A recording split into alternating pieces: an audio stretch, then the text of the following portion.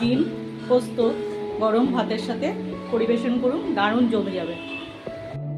Friends, আজকে রান্না করতে চলেছি ডিম পোস্ত। আমি ডিমটাকে সিদ্ধ করে নিয়েছি, একটা টমেটো কুচিয়ে নিয়েছি, এর মধ্যে দুটো পেঁয়াজ আর রসুন নিয়ে নিয়েছি, 10-12 কোয়া রসুন।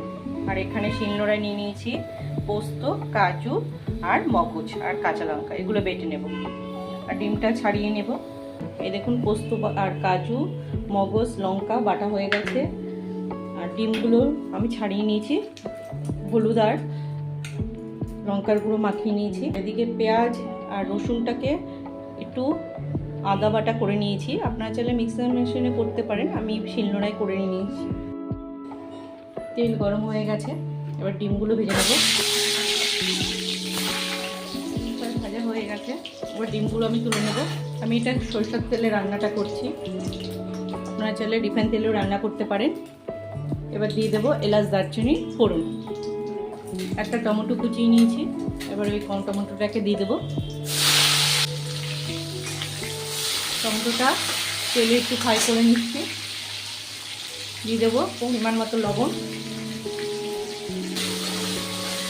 টমেটোটা হালকা ভাজলে কী হয়, তাড়াতাড়ি গলে যায়। এবার দিয়ে দেবো পেঁয়াজ, রসুন বাটা।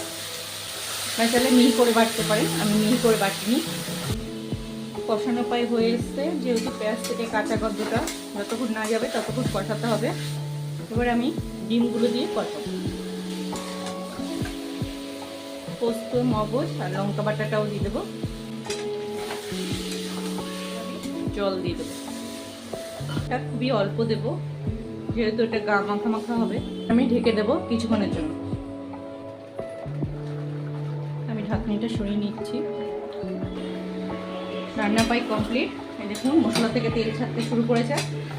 এবার ধনেপাতা ছড়িয়ে দিলাম নামানোর আগে।